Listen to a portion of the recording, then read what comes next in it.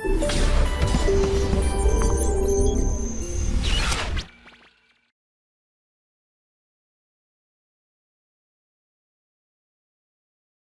हम बात करते हैं न्यूरल कंट्रोल एंड कोऑर्डिनेशन की। देखिए, न्यूरल कंट्रोल एंड कोऑर्डिनेशन की जब अपन बात करते हैं तो यहाँ पर नर्वस टिश्यू के बारे में बात करते हैं अपन।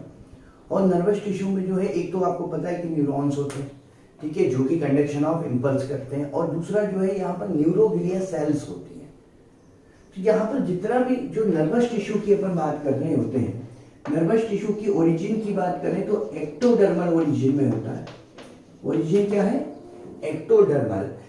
केवल माइक्रोग्लिया सेल्स जो होती है नर्वस टिश्यू की, जो माइक्रोग्लिया सेल्स होती है, ये एक्सेप्शन होती हैं। इनकी जो ओरिजिन होती है वो होती है मीजोडर्मल। ये मीजोडर्मल ओरिजिन के, बाकी का पूरा नर्वस सिस्टम की ओरिजिन क्या है?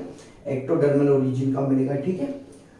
यहां पर हम बात कर रहे हैं कि न्यूरॉन्स के बारे में। सबसे पहले अपन बात करें न्यूरॉन्स की, फिर अपन कुछ न्यूरोग्लिया सेल्स के बारे में भी पढ़ेंगे। पहले अपन देखें न्यूरॉन के स्ट्रक्चर को।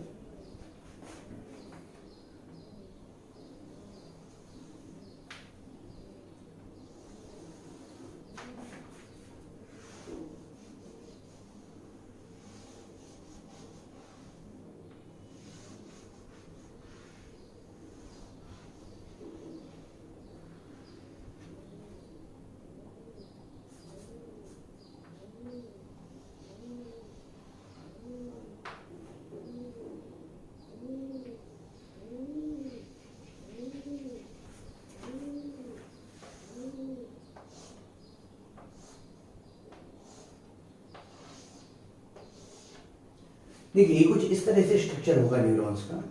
यहाँ पर दो तरह की प्रोसेस हमको देखने को मिलती है। इनकी प्रोसेस की अगर बात करें, एक तो होता है साइटॉन। अगर प्रोसेस देखें अपन यहाँ पर, तो प्रोसेस में एक तो होगा साइटॉन, जिसको हम सोमा भी कहते हैं और पेरिकैरियोन भी कहते हैं। दूसरी प्रोसेस के बारे में बात करें हम यहाँ पर, तो यहां पर होगी न्यूराइट्स। न्यूराइट्स, और न्यूराइट्स में आ जाएगा डेंड्राइट और एक्सॉन। ये न्यूराइट्स हैं। न्यूराइट्स का मतलब है प्रोसेस और साइटॉन। तो यहां पर देखिए, ये जो आपको न्यूक्लियस दिखाई दे रहा है, ये वाला पार्ट तो क्या है इसका? साइटॉन है। फिर इसके बाद साइटॉन की प्रोसेस क्या है? ये तो डेंड्राइट्स हो गई जो ब्रांच्ड है, और ये सिंगल जो है वो क्या है? एक्सॉन है। तो यहां पर जो है ये डेंड्राइट, ठीक है, और ये क्या हो गया? एक्सॉन हो गया, ठीक। अब जो साइटोन की अपन बात करें, यहां न्यूक्लियोप्लास्ट जो है, यहां पर जो है न्यूरोप्लास्ट, न्यूरोफिब्रिल्स होते हैं अंदर की तरफ। एक्सॉन में होगा तो एक्सोप्लाज्म कहेंगे इसको। इसके साथ ही यहां पर क्या मिलेंगे? न्यूरोफिब्रिल्स, जो कि इंटरनल कंडक्शन में हेल्प करेंगे, ठीक है। Neurofibrils all along the length of axon भी है, साइटोन भी है, ठीक है। तो यहां पर जो है ये है न्यूरोफिब्रिल्स होंगे यहां पर, ठीक है। इसके साथ ही यहां पर साइटोन में और डेंड्राइट में निसल ग्रेन्यूल्स प्रेजेंट होते हैं। यहां पर जो है निसल्स ग्रेन्यूल प्रेजेंट होंगे, और ये जो निसल्स ग्रेन्यूल होते हैं, ये mRNA, ribosome and endoplasmic reticulum से मिलकर बने होते हैं। और Nissl's granule is the characteristic feature of nerve cell और न्यूरॉन, ठीक है। तो यहां पर ये कैरेक्टरिस्टिक फीचर है जो कि प्रोटीन सिंथेसिस का फंक्शन परफॉर्म करते हैं। अब आप इस पार्ट को देखिए, ये जो निसल्स ग्रेन्यूल है वो केवल कहां पर है? एक तो साइटोन में है और दूसरे डेंड्राइट में। एक्सॉन में कोई भी निसल ग्रेन्यूल नहीं मिलेगा। इवन साइटोन के उस पार्ट में भी नहीं होंगे निसल ग्रेन्यूल जहां से एक्सॉन निकलता है। साइटोन का वो पार्ट जहां से एक्सॉन निकलता है उसको हम क्या बोलते हैं? Axon hillock. एक्सॉन न्यूरॉन किसका पार्ट है? पार्ट ऑफ साइटोन, जहां से कि एक्सॉन निकला। इस पार्ट में भी साइटोन के निसल ग्रेन्यूल नहीं है, लेकिन बाकी जगह निसल ग्रेन्यूल्स प्रेजेंट होंगे साइटोन में, और साथ ही साथ डेंड्राइट में भी प्रेजेंट है।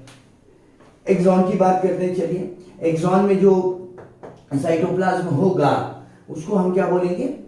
यहां पर जो न्यूरोप्लाज्म है, साइटोप्लाज्म, एक्सोप्लाज्म कहेंगे। ठीक है, इसके ऊपर माइलिनेटेड शीट होती है। एक्सॉन के ऊपर माइलिनेटेड जो माइलिन शीट जिसको हम कहते हैं, एक्सॉन के ऊपर एक इंसुलेटिंग शीट होती है। इस इंसुलेटिंग शीट को हम बोलते हैं माइलिन शीट। ये माइलिन शीट है, ये हो सकती है, कोई जरूरी नहीं, लेकिन हाँ हो सकती है। तो यहां पर जो माइलिन शीट होगी, एक्चुअली आपको इधर दिखाई दे रही होगी, कुछ पार्ट ऊपर है कुछ पार्ट नीचे, ऐसा नहीं है। ये जो है चारों तरफ है, मतलब ये तो सिलेंड्रिकल स्ट्रक्चर है, तो यहां पर चारों तरफ है। ठीक है, वो तो अपन कट करके देख रहे हैं, तो हमको ये कुछ पार्ट ऊपर और कुछ पार्ट नीचे दिखाई दे रहा है। सो यहां पर क्या होता है, ये जो माइलिन शीट है, ये माइलिन शीट कुछ पार्ट में होगी चारों तरफ, फिर बीच में नहीं होगी, फिर नीचे होगी, फिर कुछ पार्ट में नहीं होगी, फिर उसके नीचे होगी। ऐसा कुछ पार्ट चारों तरफ है, कुछ पार्ट को छोड़ के। यहां पर आप देख रहे होंगे, यहां पर है, फिर बीच में नहीं है, फिर यहां पर होगी, बीच में नहीं होगी। ये है आपकी माइलिन शीट, और जिस पार्ट में माइलिन शीट नहीं है उस पार्ट को हम कहते हैं नोड ऑफ रेनवियर।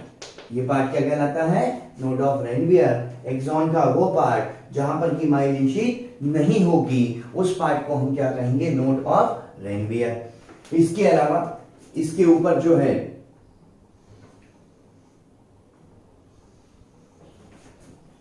न्यूरिलेमा होगी,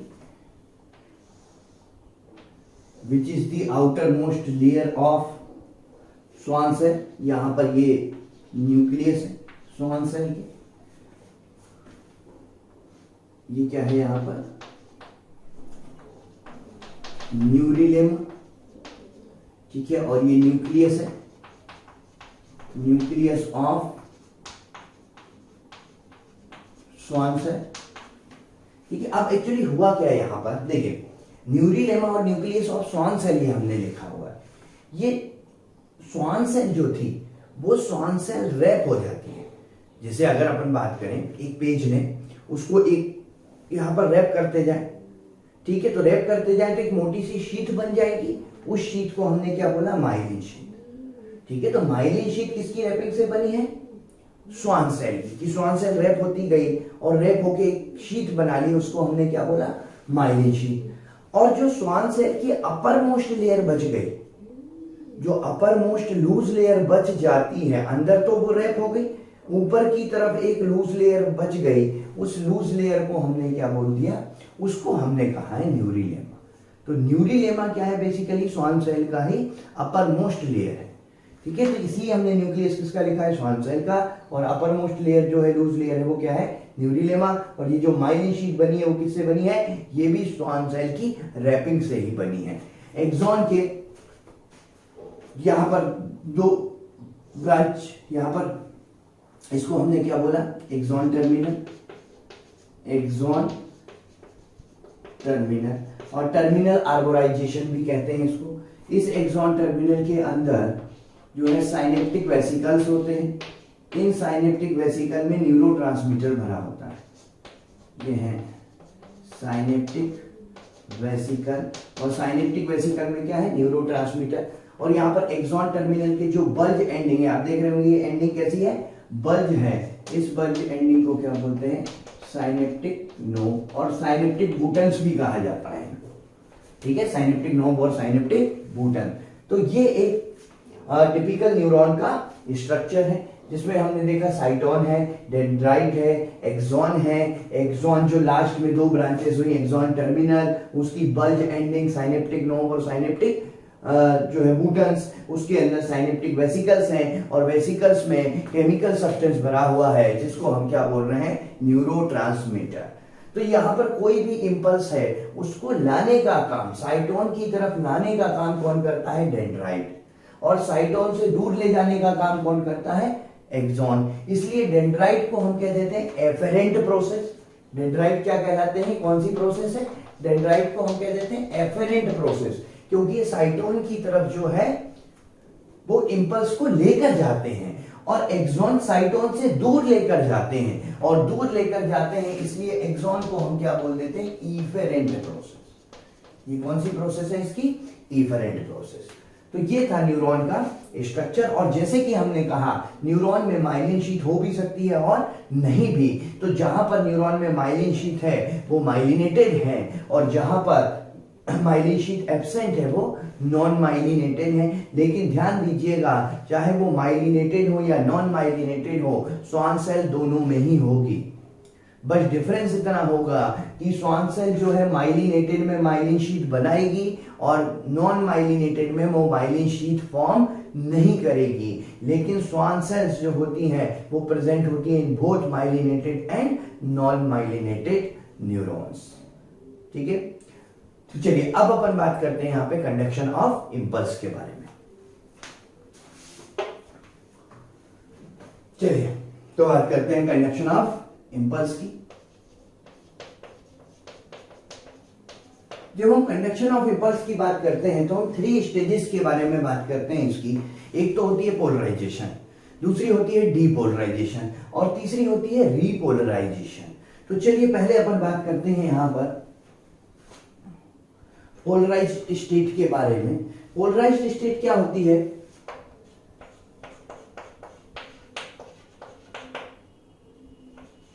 पोलराइजेशन या पोलराइज्ड स्टेट भी कह सकते हैं, सुना होगा आपने। ठीक है, कुछ दिमाग में आ रहा है इसको सुनते हुए? पोलराइजेशन। अच्छा, पोलराइजेशन की जब अपन बात कर रहे हैं ये रेस्टिंग स्टेट है। बेसिकली रेस्टिंग स्टेट का मतलब क्या हुआ? रेस्टिंग स्टेट का मतलब है जब हमने नर्व को कोई भी स्टिमुलाई नहीं दिया और उसमें कोई भी इंपल्स का कंडक्शन नहीं हो रहा। अगर हमने नर्व को स्टिमुलाई नहीं दिया और उसमें इंपल्स का कंडक्शन नहीं हो रहा तो वो स्टेज क्या कहलाती है? वो क्या कहलाएगी? पोलराइजेशन। बात आई समझ में? पोलराइजेशन क्या है? रेस्टिंग स्टेट ऑफ न्यूरॉन्स या जो नर्व फाइबर्स हैं जिसमें कोई भी इंपल्स का कंडक्शन उस टाइम पे नहीं हो रहा है। ठीक है, तो वो पोलराइजेशन है। और पोलराइजेशन जो है इस कंडीशन में अगर हम एक्सॉन की कंडीशन देखें, ये जो एक्सोलेमा है भाई, एक्सोलेमा के अंदर की तरफ हमें पता है क्या है? एक्सोप्लाज्म है, और एक्सोलेमा के बाहर की तरफ क्या है? ECF है, मतलब एक्स्ट्रा सेल्यूलर फ्लूइड है। इस कंडीशन में जो एक्सोलेमा होती है वो बाहर की तरफ मतलब ECF की तरफ पॉजिटिवली चार्ज होती है, और अंदर की तरफ मतलब एक्सोप्लाज्म की तरफ नेगेटिवली चार्ज होती है। बाहर की तरफ कौन सा चार्ज? पॉजिटिव। अंदर की तरफ कौन सा चार्ज? नेगेटिव। ठीक है, अभी ऐसा क्यों है वो अभी हम आगे समझते हैं। तो यहां पर जो अंदर का पोटेंशियल है इसको हम कहते हैं, ये जो पोटेंशियल डिफरेंस है वो कहलाता है RMP। RMP का मतलब है रेस्टिंग मेम्ब्रेन पोटेंशियल, और रेस्टिंग मेम्ब्रेन पोटेंशियल होता है -70 मिलीवोल्ट। ये जो रेस्टिंग मेम्ब्रेन पोटेंशियल है अंदर, ये कितना है? -70 मिलीवोल्ट है। ठीक है, ये एक एवरेज वैल्यू है, थोड़ा बहुत प्लस माइनस होता है। तो -70 मिलीवोल्ट यहाँ पर RMP या रेस्टिंग मेम्ब्रेन पोटेंशियल है। जब ये उस कंडीशन की जब हम बात कर रहे हैं जब न्यूरॉन्स जो हैं, नर्व जो है वो क्या है? रेस्टिंग कंडीशन में है, मतलब हमने उसको कोई भी स्टिमुलाई नहीं दिया है, कोई भी इंपल्स का कंडक्शन वहां पर नहीं हो रहा है। ठीक है, अब देखिए यहाँ पर, अब ये बात ध्यान रखिएगा, बाहर पॉजिटिव है अंदर नेगेटिव है, इसका मतलब ये नहीं कि बाहर पॉजिटिव आयन है और अंदर नेगेटिव आयन नहीं है। बाहर नेगेटिव भी है और पॉजिटिव भी है, और अंदर भी सेम बात है, अंदर भी पॉजिटिव भी है और नेगेटिव भी है। तो पॉजिटिव और नेगेटिव आयंस तो दोनों जगह हैं, बाहर भी हैं और अंदर भी हैं। लेकिन बाहर की तरफ पॉजिटिविटी ज्यादा है और अंदर की तरफ नेगेटिविटी ज्यादा है। बाहर अगर अपन यहाँ पर केवल पॉजिटिव आयंस के बारे में बात करते हैं, क्यों पॉजिटिव आयन के बारे में बात करेंगे, क्योंकि जो एक्सचेंज होता है वो पॉजिटिव आयन का ही होता है। एक्सोलेमा नेगेटिव आयंस के लिए जो होती है वो इम्परमिएबल होती है। तो यहाँ पर जो भी एक्सचेंज की हम बात करेंगे, ये एक्सचेंज किसके कारण होता है, पॉजिटिव आयंस के कारण। तो पॉजिटिव आयन में बाहर की तरफ सोडियम ज्यादा होगा, ये ध्यान रखिएगा, ये चीजें अभी आगे काम आएंगी। और अंदर की तरफ कौन सा ज्यादा होगा, पोटेशियम ज्यादा होगा। दोनों ही पॉजिटिव है, लेकिन बाहर कौन सा पॉजिटिव ज्यादा है, सोडियम, और अंदर कौन सा पॉजिटिव ज्यादा है, पोटेशियम। इतनी बात के लिए किसने मेंटेन किया, क्यों किया, वो अभी आगे बात कर रहे हैं। ठीक है, हम तो सिंपल सी ये बात बोल रहे हैं अभी कि अगर नर्व रेस्टिंग कंडीशन में है, तो ये जो एक्सॉन है अगर इसके चारों तरफ बाहर की तरफ पॉजिटिव चार्ज है और अंदर की तरफ नेगेटिव चार्ज है। ठीक है, दूसरी बात, जो इसका पोटेंशियल डिफरेंस है वो कितना है, -70 मिलीवोल्ट है। तीसरी बात कि बाहर पॉजिटिव आयंस में सोडियम ज्यादा है और अंदर पॉजिटिव आयंस में पोटेशियम ज्यादा है। ठीक, अब इसको मेंटेन किसने किया, ये जो कंडीशन है इसको मेंटेन किसने किया, इसकी अपन बात करें तो यहां पर मेंटेन करने के लिए एक तो सोडियम पोटेशियम पंप होता है, सोडियम पोटेशियम पंप।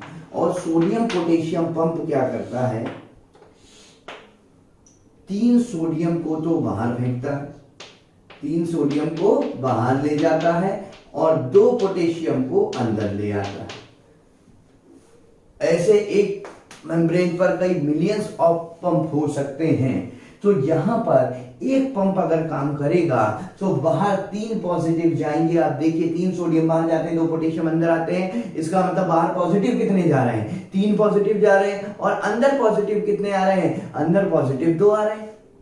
भाई तो बाहर 3 जा रहे हैं और अंदर 2 आ रहे हैं। तो धीरे धीरे बाहर की तरफ पॉजिटिविटी, पॉजिटिव चार्ज बढ़ने लगेगा और अंदर की तरफ पॉजिटिव चार्ज कम होने लगेगा। इसलिए मेम्ब्रेन बाहर पॉजिटिव अंदर नेगेटिव।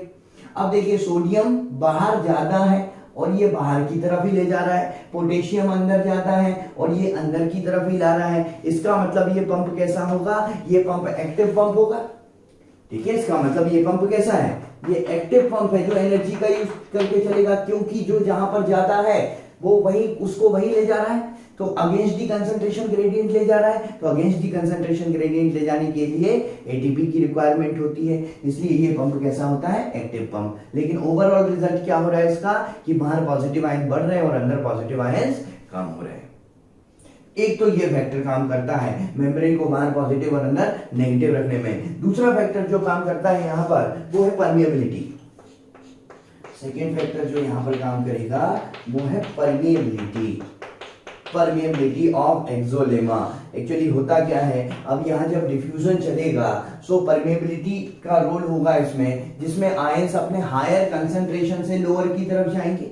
ये एक नॉर्मल प्रोसेस चलेगी भाई, सोडियम पोटेशियम पंप तो चल ही रहा है, साथ ही साथ एक नॉर्मल प्रोसेस भी चल रही है यहाँ पर, जिसमें आयंस अपने हायर से लोअर की तरफ जा रहे हैं। सो सोडियम का हायर कहाँ है, सोडियम बाहर ज्यादा है, तो सोडियम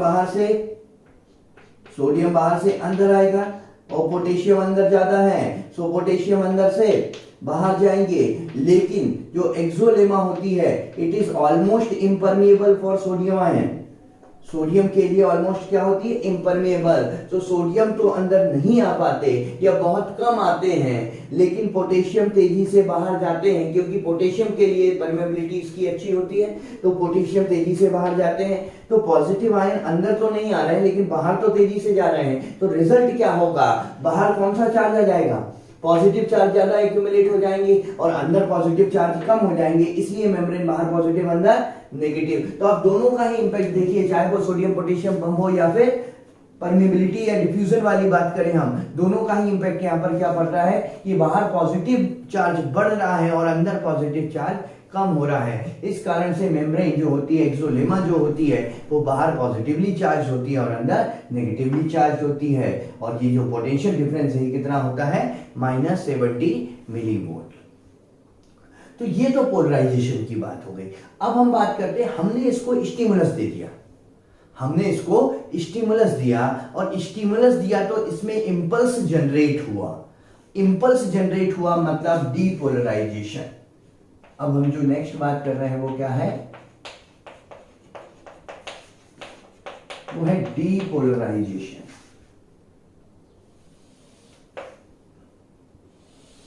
तो डीपोलराइजेशन में क्या हुआ कि जब हमने इसको स्टिमुलाई दिया, और स्टिमुलाई ऑफकोर्स थ्रेशोल्ड वैल्यू से ज्यादा का होना चाहिए। थ्रेशोल्ड वैल्यू मतलब मिनिमम वैल्यू जो इंपल्स जनरेट कर सके, उससे ज्यादा का होना चाहिए। तो यहाँ पर कुछ ऐसी कंडीशन जो है वो डेवलप हुई है। आप देखो क्या दिखाई दे रहा है यहाँ पर कि देखो इस पर अगर हमने यहाँ स्टिमुलाई दिया तो यहाँ पर चार्ज पलट गए, यहाँ पर तो सेम है, इसकी अपन बात नहीं कर रहे हैं, ये तो अभी रेस्टिंग में है। यहाँ पर स्टिमुलाई दिया तो चार्ज अपोजिट हो गए, बाहर नेगेटिव और अंदर पॉजिटिव। और ये जो पोटेंशियल है इसको हम कहते हैं ये एक्शन पोटेंशियल। ये क्या है? Action potential. और एक्शन पोटेंशियल जो होता है इसकी एवरेज वैल्यू +30 मिलीवोल्ट होती है। ठीक है, मतलब अंदर का पोटेंशियल जो है वो पॉजिटिव हो गया, कितना हो गया? +30 मिलीवोल्ट। जो -70 था वो कितना हो गया? +30 हो गया। इसी को हम क्या बोलते हैं? इम्पल्स। और इसी को हम कहते हैं डीपोलराइजेशन। अब बात यहां ये है भाई कि ये हुआ क्यों? ठीक है, बात तो सही है कि ये हो गया, ऐसा हुआ क्यों? तो देखो यहां पर क्या हुआ, सोडियम VGC खुले, सोडियम VGC। VGC का मतलब voltage gated channel. Voltage gated channel कौन से? Sodium channel. So voltage gated sodium channel जब खुले, सो ये एक्सोलेमा जो सोडियम के लिए इम्परमिएबल थी वो सोडियम के लिए परमिएबल हो गए। ये एक्सोलेमा जो सोडियम के लिए इम्परमिएबल थी वो क्या हो गई? परमिएबल हो गई। तो सोडियम आयन अपने हायर से लोअर जाने लगे। सोडियम आयन कहां ज्यादा थे? बाहर। सो सोडियम आयन बाहर से कहां आने लगे? अंदर की तरफ आने लगे। सो अंदर की तरफ कौन सा चार्ज एक्यूमुलेट हुआ? कौन सा चार्ज बढ़ा? Positive charge. और बाहर कौन सा चार्ज कम हुआ? बाहर नेगेटिव चार्ज। बाहर पॉजिटिव कम हो गया तो बाहर नेगेटिव आ गया। ठीक है, बात आई समझ में? तो यहां पर ये पंप जो है पैसिव पंप है। ये मतलब एनर्जी का यूज नहीं कर रहे हैं, क्योंकि ये कंसंट्रेशन ग्रेडियंट के अगेंस्ट नहीं ले जा रहे हैं। ये केवल सिंपल क्या कर रहे हैं? मेम्ब्रेन को परमेएबल बना दे रहे हैं सोडियम के लिए। पहले जो मेम्ब्रेन परमेएबल नहीं थी सोडियम के लिए, अब वो मेम्ब्रेन क्या हो चुकी है? सोडियम के लिए परमेएबल हो चुकी है। तो परमेएबल हो चुकी है तो सोडियम हायर से लोअर जाने लगा। ठीक है, तो अंदर पॉजिटिव बढ़ने लगे और बाहर पॉजिटिव कम होने लगे। इसलिए यहाँ पर एक्सोलेमा अंदर पॉजिटिव हो जाएगी और बाहर नेगेटिव हो जाएगी। टुवर्ड्स ECF नेगेटिव हो जाएगी और टुवर्ड्स एक्सोप्लास्ट पॉजिटिव हो जाएगी। ठीक है, ये जो चैनल खुलते हैं ये चैनल 0.5 मिली सेकेंड के लिए खुलेंगे। 0.5 मिली सेकेंड। ठीक है, उसके बाद क्या होगा? आगे वाले सोडियम खुल जाएंगे और यहां वाले सोडियम बंद हो जाएंगे। और जब डीपोलराइजेशन की कंडीशन चल रही है, ध्यान दीजिएगा, सोडियम पोटेशियम पंप वर्क नहीं कर रहा है। जो ये पंप था यहाँ पर सोडियम पोटेशियम पंप, ये वर्क नहीं करेगा यहाँ पर। ठीक है, और हमने कहा कि 0.5 मिली सेकेंड के बाद आगे वाले सोडियम खुलेंगे। ठीक है, आगे वाले सोडियम खुलेंगे और ये वाले सोडियम जो है वो बंद हो जाएंगे और यहाँ पर पोटेशियम चैनल खुल जाएंगे। कौन से VGC खुलेंगे? पोटेशियम वोल्टेज गेटेड चैनल खुलेंगे इस पार्ट में 0.5 मिली सेकेंड के बाद, और जिसकी वजह से यहां पर होगा रीपोलराइजेशन। यहां पर क्या होगा? इसकी वजह से रीपोलराइजेशन होगा। मतलब यहां पर वापस से आप देखिए, एक्सोलेमा जो है बाहर की तरफ पॉजिटिव और अंदर की तरफ नेगेटिव हो चुकी है, और आगे वाले सोडियम खुल गए हैं तो आगे बाहर नेगेटिव अंदर पॉजिटिव हो चुका है, और इसके आगे तो अभी इंपल्स पहुंचा ही नहीं है। सो कंडीशन पोलराइज्ड वाली है, रेस्टिंग वाली है। ठीक है, तो इसमें अंदर नेगेटिव और बाहर पॉजिटिव है।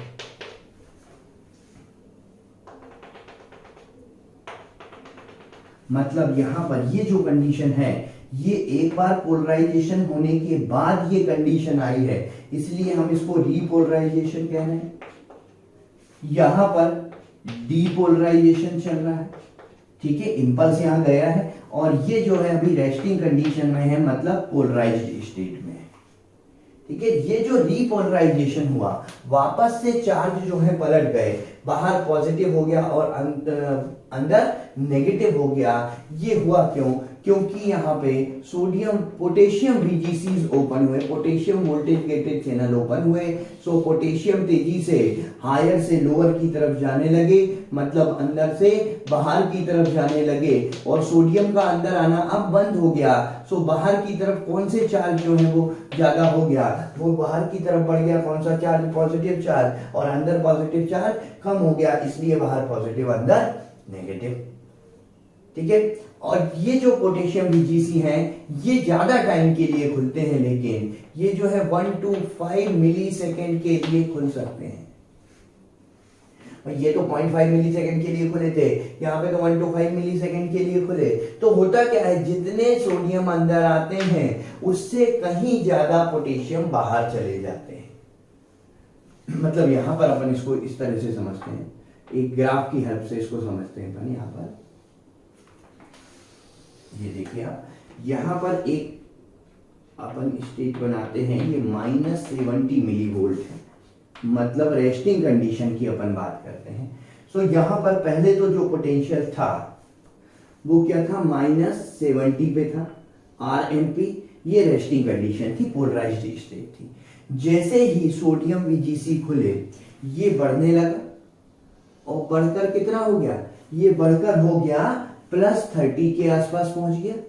ये जो है इंक्रीज होकर कितना पहुंच गया, +30 के पास पहुंच गया। इसको हमने क्या बोला, इसको हमने बोला डीपोलराइजेशन। मतलब यहां पर था पोलराइजेशन, ये क्या हो गया, डीपोलराइजेशन। इसके बाद सोडियम VGC बंद हुए, पोटेशियम VGC खुले, जिसकी वजह से ये वापस से नीचे की तरफ आने लगा, और पोटेशियम VGC खुले, वोल्टेज कम हुआ, -70 तक आ गया, लेकिन अभी भी पोटेशियम VGC बंद नहीं हुए, तो ये -70 से भी नीचे चला जाएगा। इसको तो हमने क्या बोला था, रीपोलराइजेशन हो रहा है। लेकिन ये जो -70 से नीचे चला गया, इसको हम क्या बोलते हैं, हाइपर पोलराइजेशन। इसकी वजह से, क्योंकि पोटेशियम चैनल ज्यादा टाइम तक के लिए खुले, इस कारण से ये क्या हुआ, हाइपर पोलराइजेशन। इसके बाद पोटेशियम VGC भी बंद हो जाएंगे, नॉर्मल सोडियम पोटेशियम पंप काम करने लगेगा, और वापस से ये इसको ला देगा -70 पे। इसको हम क्या बोल देंगे, पोलराइजेशन। ठीक है, तो ये डिफरेंट स्टेट्स हैं नर्व इंपल्स कंडक्शन की। तो यहां पर हमने देखा पोलराइजेशन हुआ, डीपोलराइजेशन हुआ, उसके बाद रीपोलराइजेशन हुआ, लेकिन रीपोलराइजेशन के टाइम पर ही क्या हो गया, हाइपर पोलराइजेशन भी हुआ, और वापस से मेम्ब्रेन जो है फिर वो रेस्टिंग पे आ गई, मतलब पोलराइजेशन हो गया। ठीक है, तो यहां पर ये इंपल्स कंडक्शन के बारे में अपन ने पढ़ा। अब अपन इसके बाद बात करते हैं कि सिनेप्स के अक्रॉस कंडक्शन कैसे होगा। ये तो अपन ने देखा एक एक्सॉन है, उस एक्सॉन में इंपल्स कैसे आगे बढ़ेगा। अब अपन देखते हैं कि एक न्यूरॉन से दूसरे न्यूरॉन में कैसे जाएगा। भाई एक्सॉन में कैसे आगे बढ़ेगा वो हमने देख लिया, वो इलेक्ट्रिकल कंडक्शन हो रहा है। अब अपन देखते हैं एक न्यूरॉन से दूसरे न्यूरॉन में जो इंपल्स का कंडक्शन है वो किस तरीके से हो। तो अपन बात कर रहे हैं यहां पर साइनेप्स के बारे में, और साइनेप्स के अक्रॉस इंपल्स का कंडक्शन कैसे होगा उसके बारे में। तो पहले तो अपन ये देखें साइनेप्स है क्या। एक्चुअली जो न्यूरॉन्स होते हैं,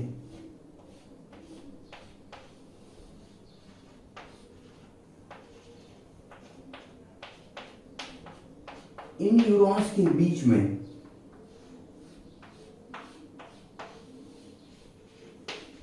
गैप प्रेजेंट होता है, जिसको हम कहते हैं साइनेप्टिक क्लेफ्ट। साइनेप्टिक क्लेफ्ट, जो न्यूरॉन्स हैं उन न्यूरॉन्स के बीच की जो स्पेस होती है, जो गैप होता है, उसको हम क्या बोलते हैं, साइनेप्टिक क्लेफ्ट। एक्चुअली नॉर्मली जो हमें साइनेप्स की बात करते हैं, साइनेप्टिक क्लेफ्ट होता है जो, वो 20 नैनोमीटर से ज्यादा का होता है। ठीक है, अराउंड 20 नैनोमीटर के आसपास तो होता ही है।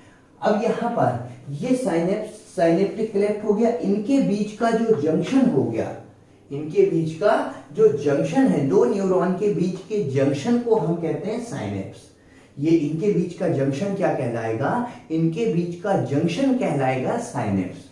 मतलब यहां पर अगर अपन बात करें, इसमें ये जो साइनेप्स के पहले वाला न्यूरॉन है ये प्री साइनेप्टिक न्यूरॉन है, साइनेप्स के बाद वाला जो न्यूरॉन है उसको क्या बोलेंगे हम, पोस्ट साइनेप्टिक न्यूरॉन, ठीक है।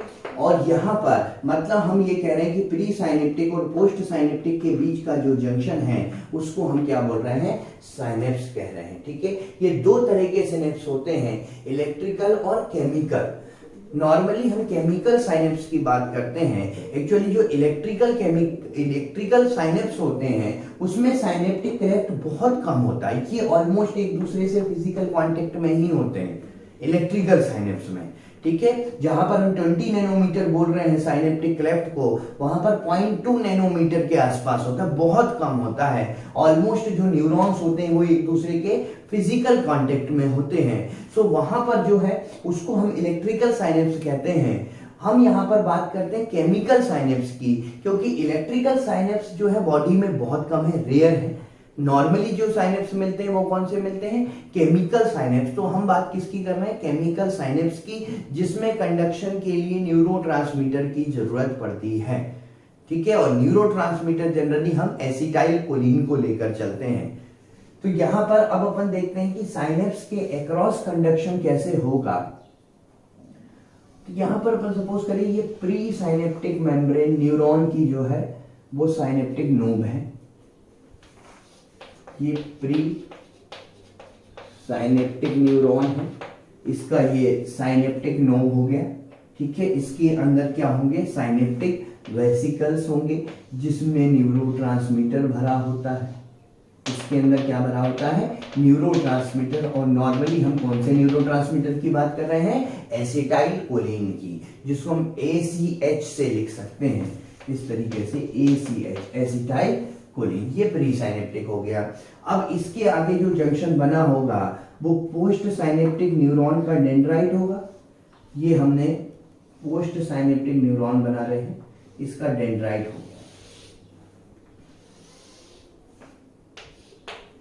ठीक है। ये है पोस्ट साइनेप्टिक न्यूरॉन का डेंड्राइट, उसके ऊपर रिसेप्टर्स हैं। अब होगा क्या, जब इंपल्स आया, यहां पर इंपल्स कंडक्ट होता हुआ आ रहा है। इंपल्स मतलब हम किसकी बात कर रहे हैं कि बाहर नेगेटिव चार्ज और अंदर पॉजिटिव चार्ज, इसी को इंपल्स कह रहे हैं। बाहर नेगेटिव और अंदर पॉजिटिव, इसी को हम इंपल्स कह रहे थे, ठीक है। ये साइनेप्टिक नोब तक आ गया। जैसे ही ये साइनेप्टिक नोब पे आता है, यहां कैल्शियम चैनल ओपन हो जाते हैं, ठीक है। तो कैल्शियम आयन जो होते हैं वो हायर से लोअर जाने लगते हैं। कैल्शियम आयन भी बाहर ज्यादा होते हैं, तो कैल्शियम आयन बाहर से कहां जाने लगते हैं, प्री साइनेप्टिक न्यूरॉन या प्री साइनेप्टिक मेम्ब्रेन के अंदर, ठीक है। तो हमने कहा जैसे ही इंपल्स साइनेप्टिक नोब पर आया, कैल्शियम चैनल ओपन हुए। कैल्शियम चैनल ओपन हुए तो कैल्शियम आयन जो है वो अंदर की तरफ उनका मूवमेंट हुआ। अब कैल्शियम आयन जब अंदर की तरफ जाते हैं, तो यहां पर इसके जो साइनेप्टिक वेसिकल है, इनके रिसेप्टर को एक्टिवेट कर देते हैं। साइनेप्टिक वेसिकल के रिसेप्टर को एक्टिवेट करते हैं, जिससे साइनेप्टिक वेसिकल जो है वो प्री साइनेप्टिक नोब की जो मेम्ब्रेन होती है उससे फ्यूज होते हैं और न्यूरोट्रांसमीटर रिलीज कर देते हैं। इन्होंने क्या रिलीज कर दिया, न्यूरोट्रांसमीटर। और न्यूरोट्रांसमीटर कौन सा है, हमने कहा ACH एसिटाइल कोलिन। और ये न्यूरोट्रांसमीटर जाके जुड़ जाएगा पोस्ट साइनेप्टिक मेम्ब्रेन के जो डेंड्राइट पर रिसेप्टर हैं उनसे। ये एसिटाइल कोलिन जो पोस्ट साइनेप्टिक मेम्ब्रेन के डेंड्राइट पे जो रिसेप्टर्स थे उनसे जाकर जुड़ गया। जुड़ने के बाद ये इसके कैल्शियम चैनल ओपन करेगा। ये क्या ओपन करेगा, यहां पर सॉरी, यहां जुड़ने के बाद ये इसके सोडियम चैनल ओपन करेगा, ठीक है। कौन से चैनल ओपन किए यहां पर, सोडियम चैनल। और हमें पता है सोडियम चैनल ओपन होंगे तो सोडियम अपने हायर से लोअर जाएगा। सोडियम भी कहां जाना है, सोडियम भी बाहर की तरफ ही जाना है, तो सोडियम बाहर से कहां आएगा, अंदर। तो अंदर कौन सा चार्ज हो जाएगा, अंदर पॉजिटिव चार्ज हो जाएगा, और बाहर पॉजिटिव चार्ज का मतलब नेगेटिव चार्ज हो जाएगा। इसी को हम क्या बोलते हैं, इम्पल्स कहते हैं। मतलब आप देखिए इम्पल्स एक न्यूरॉन से दूसरे न्यूरॉन में पहुंच गया, साइनेप्स के अक्रॉस इसका ट्रांसमिशन हो गया ना, बात आई समझ में। तो यहां पर हुआ क्या, बेसिकली हुआ केवल ये कि जैसे ही इम्पल्स प्री साइनेप्टिक मेम्ब्रेन के साइनेप्टिक नोब पर आया, एक्सॉन का जो टर्मिनल होता है उस पर आया, तो यहाँ कैल्शियम चैनल ओपन हुए, तो कैल्शियम हायर से लोअर गया, कैल्शियम भी बाहर जाता है तो बाहर से अंदर गया, कैल्शियम अंदर गया तो ये जो साइनेप्टिक वेसिकल है इनके रिसेप्टर्स एक्टिवेट हो गए, और वो रिसेप्टर्स से ये प्री साइनेप्टिक मेम्ब्रेन से आकर जुड़ गया, फ्यूज हो गया साइनेप्टिक वेसिकल और न्यूरोट्रांसमीटर रिलीज किया। न्यूरोट्रांसमीटर पोस्ट साइनेप्टिक न्यूरॉन जो थी या पोस्ट साइनेप्टिक मेम्ब्रेन डेंड्राइट जो था उसके रिसेप्टर से जाकर जुड़े, रिसेप्टर से जाकर जुड़े तो सोडियम चैनल ओपन किए, तो सोडियम अपने हायर से लोअर गया, तो अंदर जिसके कारण अंदर पॉजिटिव बाहर नेगेटिव, मतलब यहां पर जो है वो एक्शन पोटेंशियल या फिर डीपोलराइजेशन हो गया, इसका इंपल्स ट्रांसमिट हो गया। इसको हम केमिकल साइनेप्स कह रहे हैं। और केमिकल साइनेप्स क्यों कह रहे हैं, क्योंकि देखिए आप ट्रांसमिशन के लिए केमिकल की जरूरत पड़ी, वो केमिकल क्या था, वो केमिकल था एसिटाइल कोलिन या कोई भी दूसरा न्यूरोट्रांसमीटर हो सकता है। और न्यूरोट्रांसमीटर एक्साइटेटरी भी होते हैं और इनहिबिटरी भी होते हैं, मतलब इंपल्स कंडक्शन को बढ़ाते भी हैं और इनहिबिट भी करते हैं, दोनों तरह के होते हैं। नॉर्मली जो हम बात करते हैं वो एसिटाइल कोलिन की। अच्छा, अब अपन बात करें अगर कि दूसरा इंपल्स आएगा। अब देखिए आप, अगर अपन बोल रहे हैं कि दूसरा इंपल्स भी तो ट्रांसमिट होगा भाई, तो दूसरे इंपल्स के आने के लिए फिर से एसिटाइल कोलिन निकलेगा, फिर यहाँ पे जुड़ेगा, लेकिन उसके जुड़ने के लिए जरूरी है कि पहले वाला हटे। तो इसके लिए यहां पर एक एंजाइम होता है जिसको हम कहते हैं एसिटाइल कोलिनेस्टेज। एसिटाइल कोलिनेस्टेज, ये एसिटाइल कोलिनेस्टेज क्या करता है, ये जो एसिटाइल कोलिन जुड़ा है इसको तोड़ देता है, इसको ब्रेक कर देता है, जिससे कि ये रिसेप्टर फिर से एम्प्टी हो सके दूसरे इंपल्स के लिए, दूसरे एसिटाइल कोलिन के लिए।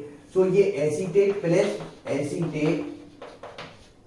प्लस कोलिन में इसको ब्रेक कर देता है, तो ये एसिटाइल कोलिन एसीटेट और कोलिन में ब्रेक हो जाते हैं, ये जो रिसेप्टर से फिर से खाली हो जाते हैं, जिससे कि जब दूसरा इंपल्स आएगा तो फिर से यहाँ पर आके एसिटाइल कोलिन जुड़ सकता है। तो इस तरह से जो है साइनेप्स के अक्रॉस ट्रांसमिशन होता है। तो हमने देखा कि एक्सॉन के अक्रॉस जो ट्रांसमिशन होता है वो ट्रांसमिशन इलेक्ट्रिकल होता है क्योंकि वो चार्ज के कारण हो रहा था, लेकिन साइनेप्स के अक्रॉस जो ट्रांसमिशन होता है वो केमिकल होता है क्योंकि वो केमिकल के कारण हो रहा है, एसिटाइल कोलिन या किसी दूसरे न्यूरोट्रांसमीटर के कारण हो रहा है। ठीक है, चलिए तो अब अपन पढ़ते हैं यहाँ पर। जब हमने ये चैप्टर स्टार्ट किया था तो हमने कहा था यहाँ पर न्यूरॉन्स होंगे और न्यूरोग्लिया सेल्स भी होंगे। अगर नर्वस टिश्यू की हम बात करते हैं तो नर्वस टिश्यू में न्यूरॉन्स भी होते हैं और प्लस न्यूरोग्लिया सेल्स भी होती हैं। तो ये तो अपन ने पढ़ा न्यूरॉन्स के बारे में। अब अपन कुछ पॉइंट देखते हैं न्यूरोग्लिया सेल्स के बारे में।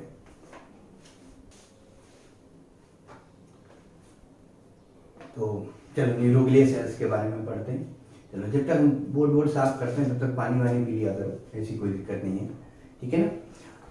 चलिए अब अपन बात करते हैं न्यूरोग्लिया सेल्स की। अब न्यूरोग्लिया सेल्स क्या है यहाँ पर,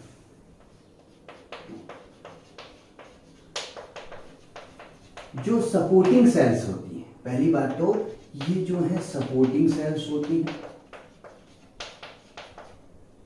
नॉन एक्साइटेटरी होती है।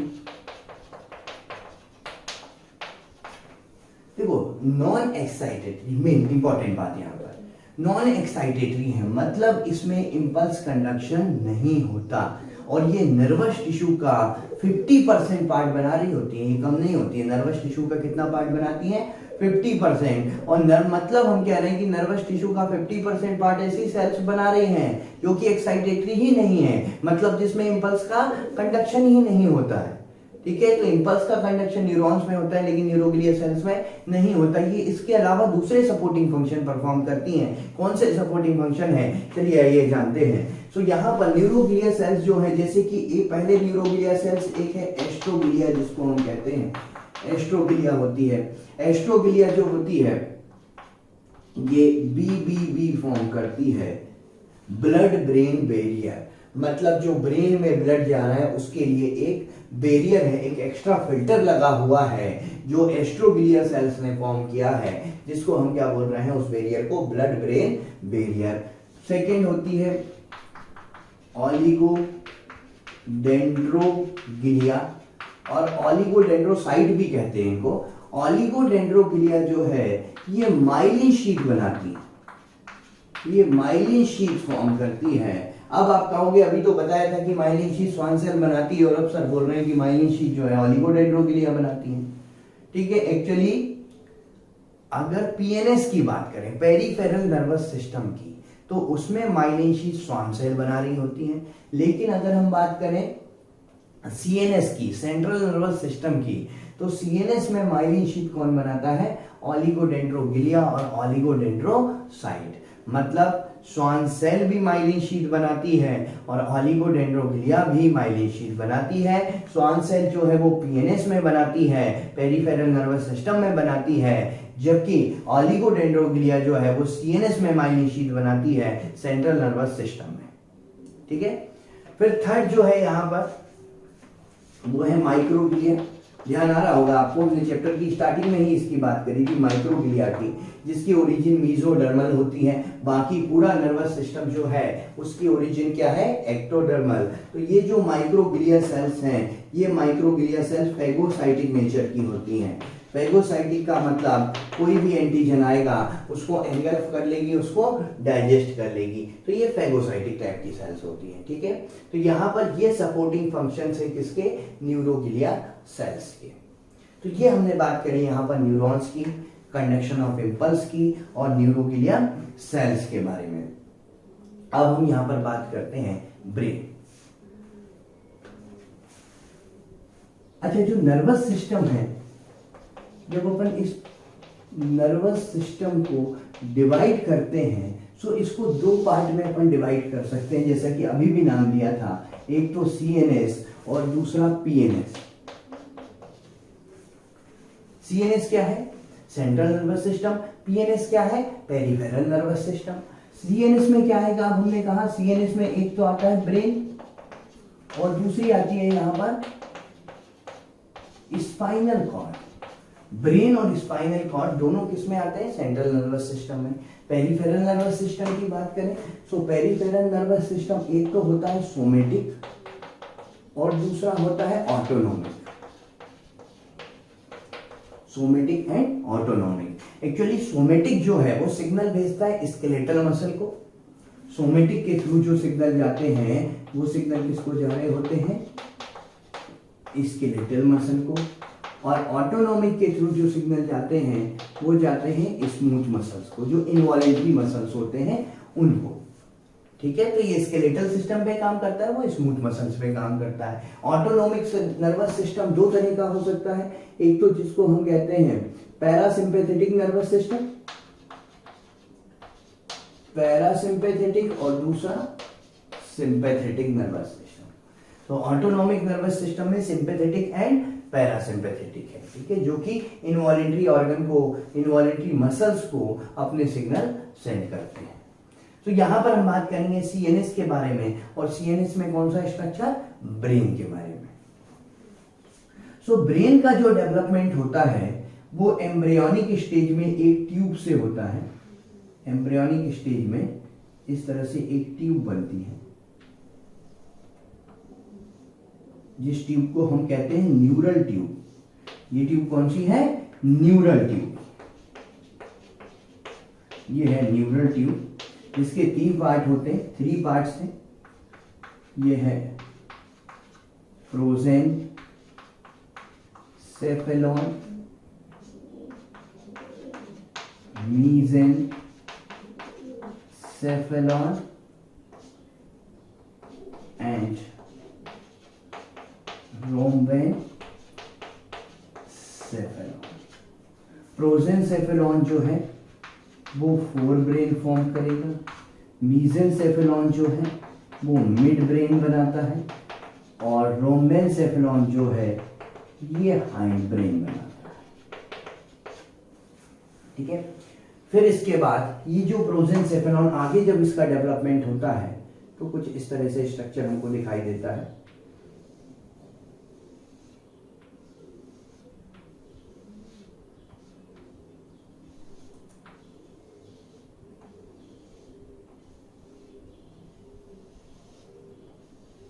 ये कुछ इस तरह से स्ट्रक्चर हमको दिखाई देगा। ये फोर ब्रेन के पार्ट है, ये मिड ब्रेन का पार्ट है, और ये जो है ये हाइंड ब्रेन का पार्ट, जिसमें इसको हम कहते हैं टीलेंसेफेलॉन, ये है डायेंसेफेलॉन, ये यहाँ पर मिड ब्रेन है, ये तो मेसेंसेफेलॉन ही है, ये है मेटेंसेफेलॉन, और माइलेंसेफेलॉन। ये इस तरीके से आगे जब ये न्यूरल ट्यूब डेवलप होती है तो ये सारे पार्ट्स में डिवाइड हो जाती है, ठीक है। और जो टीलेंसेफेलॉन है, टीलेंसेफेलॉन में मेजर पार्ट जो होता है उसका वो तो है सेरेब्रम। डायेंसेफेलॉन में आपका आ जाता है एपिथैलेमस,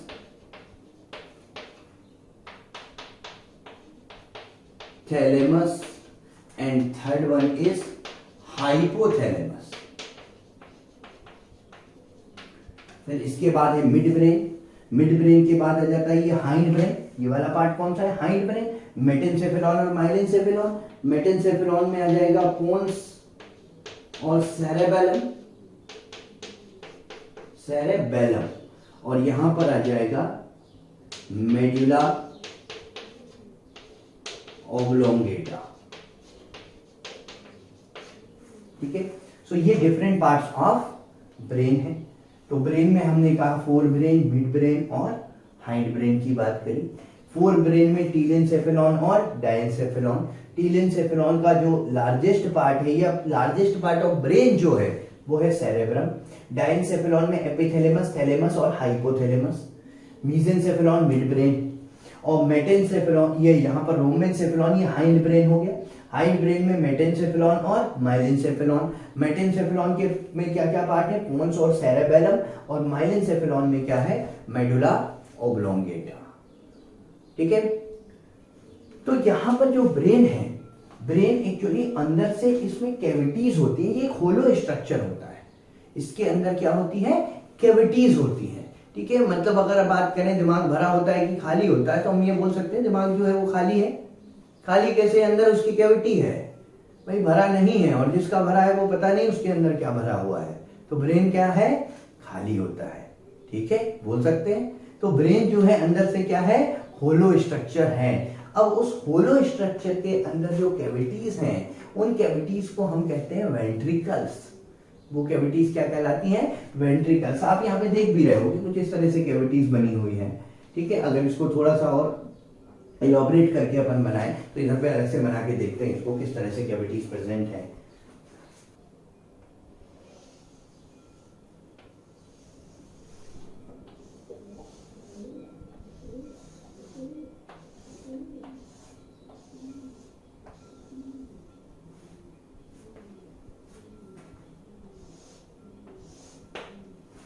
ये इस तरह से कुछ कैविटीज होती हैं जिनको हम क्या बोल रहे होते हैं? वेंट्रिकल्स, ठीक है। ये कैविटीज क्या कहलाती हैं? वेंट्रिकल्स, ठीक है। एक्चुअली ये यहाँ पर जो है, ये दोनों ऊपर वाले जो वेंट्रिकल दिखाई दे रहे हैं, हम इनको कहते हैं लेटरल वेंट्रिकल, लेटरल वेंट्रिकल, या इनको कहते हैं पैरासील। पैरासील और लेटरल वेंट्रिकल, जो ऊपर वाले दो वेंट्रिकल हैं जो आपको यहाँ पर दिख रही है, देखिए ये टीलेंसेफेलॉन में दिखाई दे रहे हैं दो वेंट्रिकल, ठीक है। ये वेंट्रिकल क्या है? पैरासील। उसके बाद यहाँ पर ये है थर्ड वेंट्रिकल। ये कौन सा हो गया? थर्ड वेंट्रिकल, जो यहाँ पर है डायेंसेफेलॉन में, ये वाला वेंट्रिकल। ये वेंट्रिकल क्या हो गया?